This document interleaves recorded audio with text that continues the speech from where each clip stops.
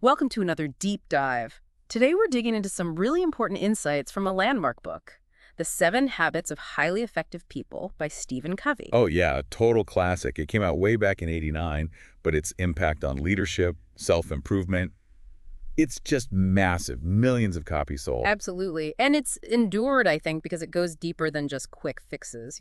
Totally. Covey's whole idea is that real effectiveness, the lasting kind, comes from lining up what you do with universal principles. Things like character, responsibility, integrity. It's not just about techniques. It's about who you are, It's like- fundamentally. exactly. Yeah. And he lays out this framework, these 7 habits that build on each other. It's a journey. A journey he describes as moving from dependence needing others to independence standing on your own feet. And then, crucially, to interdependence. Yeah. Working effectively with others. That's the ultimate goal. Okay, so before we jump into the habits themselves, he makes this interesting distinction early on, right? Between the character ethic and the personality ethic. Yes, that's foundational. He points out this historical shift, like older self-help focused on core character, honesty, humility, The courage. bedrock stuff. Right. But then, more recently, the focus shifted to personality traits, public image, communication skills, positive thinking techniques, things that make you look good on the surface. So the personality ethic isn't bad necessarily. No, not bad. Those skills can be useful. But Covey argues they're secondary. True success, the sustainable kind, has to be built on that character ethic foundation. It's about being good, not just seeming good. Like being genuinely trustworthy, not just having a charming handshake. Precisely. And making that shift, focusing on character, often needs what he calls a paradigm shift. Right, paradigms. Explain that a bit. What's a paradigm in Covey's view? Think of it as your mental map. It's your underlying perception, your frame of reference, how you see the world. It dictates how you interpret everything. Like the lens you view things through? Exactly. And Covey says that to make significant improvements, we often need to change these fundamental maps, not just our attitudes or behaviors on the surface. Can you give an example? Sure. Think about conflict. If your paradigm is that life is a competition, you'll probably approach disagreements as win-lose battles. Right, someone has to lose for me to win. But if you shift your paradigm to see possibilities for mutual benefit, you start looking for win-win solutions instead. That's a fundamental change in your map. And that's crucial for moving along what he calls the maturity continuum. Yes, that path. Dependence, independence, interdependence. Each stage requires, or at least benefits from, certain paradigm shifts. Okay, so like moving from dependence requires believing you can take care of yourself. Yeah, shifting from you take care of me to I can do it. That's the shift to independence, which the first 3 habits really focus on the private victory. And then interdependence. That requires another shift, recognizing that we can do it better together. That's where habits 4, 5, and 6 come in the public victory, and habit 7 kind of wraps around everything. Got it. Okay, let's dive into habit 1 then. Be proactive. What's the core message here?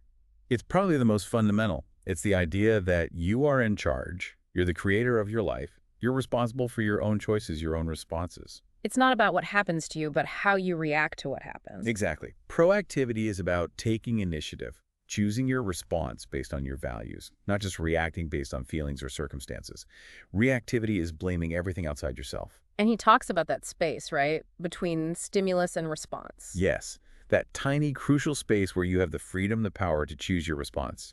Recognizing and using that space is key to being proactive. It's incredibly empowering. And proactive people focus their energy differently, too. Right. They focus on their circle of influence, the things they can actually control or impact, their health, their attitude, their work quality. Whereas reactive people, They tend to get bogged down in their circle of concern. Things they worry about but can't really control. Politics, the economy, other people's mistakes. and the interesting thing is, by focusing on your circle of influence, making positive changes there. You actually find that your circle of influence starts to expand. You become more capable, more trusted, and you have more impact. It's a positive cycle. It makes sense. Put your energy where it counts. Okay, moving on to habit 2. Begin with the end in mind. This sounds very vision-oriented. It is. This is all about personal leadership. It's about knowing where you're going before you start the journey. defining your destination based on your deepest values. So having a clear picture of what success looks like for you long term. Exactly. In all aspects of your life, not just work. What kind of person do you want to be? What contributions do you want to make? You visualize that ideal future, and then you align your daily actions with that vision. And the tool he suggests for this is the personal mission statement. Yeah, that's a big one. It's like writing your personal constitution. A clear statement of your purpose, your values, what you want to achieve. It becomes a guide for decision making. Helps you filter opportunities and say no to things that don't fit. Precisely. Yeah. The core idea here is that everything is created twice. First, there's a mental creation, the plan, the blueprint, the vision. The end in mind. Right. And then there's the physical creation, the actual building, the action. If you don't consciously take charge of that first, mental creation. Then you risk letting other people or circumstances shape your life by default. Exactly. You might climb the ladder of success only to find it's leaning against the wrong wall. He uses that powerful, if slightly morbid question too, doesn't he? What do you want people to say about you at your funeral? Yeah, it's stark, but it cuts right to the core. It forces you to think beyond the day-to-day urgencies and consider your ultimate values and legacy. Are you living in a way that leads to that? Really makes you evaluate your priorities, which flows perfectly into habit 3. But first things first. Right. So if habit 2 is about defining the destination, habit 3 is about the journey managing yourself effectively day to day to get there. It's personal management. This is where that famous time management matrix comes in, isn't it? Yes, the 4 quadrants. He categorizes tasks based on 2 dimensions, urgent and important. Okay, run us through those quickly. Sure. Quadrant 3 is urgent and important. Crises, deadlines, pressing problems, stuff you have to deal with now. Firefighting mode. Pretty much. Quadrant 3 is urgent, but not important. Interruptions, some meetings, other people's minor issues. They demand attention, but don't really move your key goals forward. Easy to get trapped there. Very. Quadrant 4 is not urgent and not important. Time wasters, busy work, mindless scrolling. The escape quadrant. Sometimes. But the crucial one, where effective people focus their energy, is quadrant 2. Which is important, but not urgent. Exactly. Things like long-term planning, relationship building, exercise, learning new skills, proactive work, preventing problems before they start. The stuff that builds long-term capacity and prevents those quadrant I fires. Precisely. It takes discipline, because quadrant 2 activities don't scream for attention like quadrant I or 3-3. You have to be proactive about scheduling them. So tools like weekly planning become really important here. Absolutely. Planning your week around your quadrant 2 priorities, identifying your key roles and goals for the week, also learning to delegate effectively, and crucially, learning to say no to things that aren't truly important. That no can be tough. It can, but it's essential. Covey's mantra here sums it up. The main thing is to keep the main thing the main thing. Focus on what truly matters based on habit 2.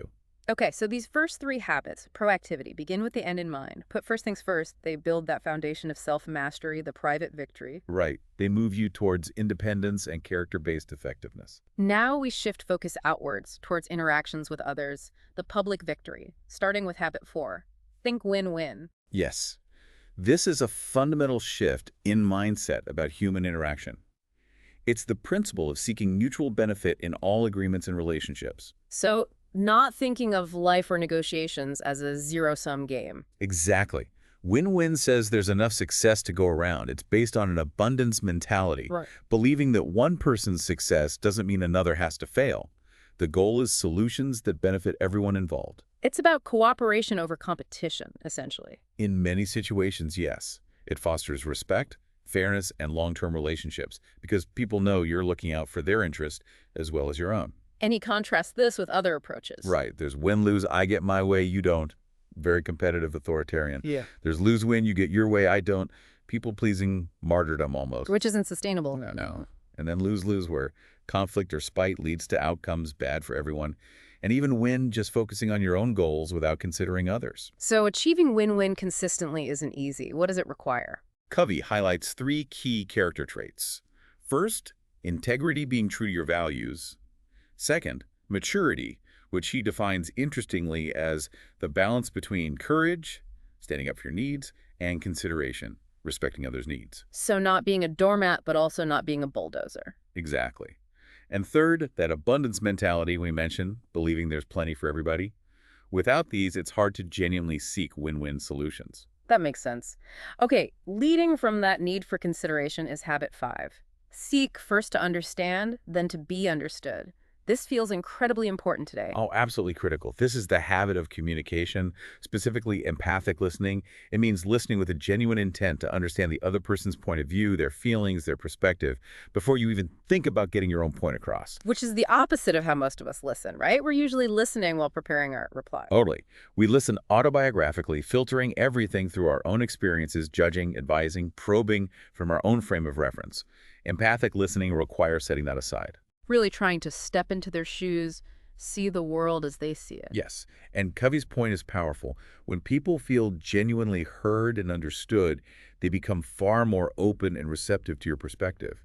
You build psychological air, trust. It diffuses conflict, builds connection. It's foundational for any kind of effective collaboration or problem solving. Yeah. You can't get to win-win, habit 4, or synergy, habit 6, without mastering this first. Okay, so let's talk about habit 6, synergize.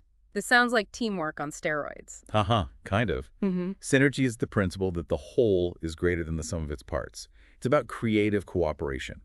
1 + 1 = 3, or 10, or 100. How does that work? It happens when people genuinely value differences in opinion, perspective, Yeah. background. Instead of seeing difference as a threat, you see it as an opportunity. An opportunity to create something new, something better than any one person could have come up with alone. Exactly. It's not compromise, where everyone gives something up and you meet in the middle. It's about collaborating to find a third alternative, a solution that's often better than either person's original idea, and that everyone feels ownership of. So it requires high trust, openness. Basically, habits 4 and 5 need to be in place. Absolutely. You need that win-win attitude and the ability to truly understand each other to create the safety and respect needed for synergy to emerge. It turns potential conflict into creative energy. You see it in great teams, diverse communities, anywhere that differences are leveraged as strengths. Right. It's where true innovation often happens. Okay, we've covered the private victory and the public victory. What's the final habit? Habit 7. Habit 7 is sharpen the saw. This is the habit of self-renewal, of preserving and enhancing your greatest asset, which is you. Like maintaining your tools so they stay effective. Exactly. Covey uses the analogy of a woodcutter who's too busy cutting down trees to stop and sharpen his saw. Eventually, he becomes completely ineffective. Habit 7 is about taking time to regularly sharpen your own saw. And he breaks this down into 4 areas. Yes, 4 key dimensions of life that need continuous renewal. First, the physical dimension. Exercise, nutrition, stress management, rest. Taking care of your body. Makes sense. Second, the mental dimension. Reading, learning, planning, writing, expanding your mind, keeping mentally sharp. Lifelong learning, basically. Right. Third, the spiritual dimension. Connecting with your core values, your purpose. This could be through meditation, prayer, time in nature, art, music, whatever clarifies your values and gives you peace. Your inner compass. Exactly. And fourth, the social-emotional dimension. Building relationships, making meaningful connections, practicing empathy, linking back to habit 5, serving others, nurturing your heart and connections. So it's about holistic renewal, keeping all parts of yourself strong and balanced. Yes, neglecting any one area will eventually impact all the others. Sharpening the saw makes all the other habits possible and sustainable. It builds resilience. It's not selfish, it's essential for long-term effectiveness and contribution. Couldn't have said it better. Now, I know Covey later added an 8th habit. Just briefly, what was that about? Yeah, in his follow-up book, The 8th Habit, From Effectiveness to Greatness, he built on the first 7. The 8th habit is essentially about finding your voice and inspiring others to find theirs.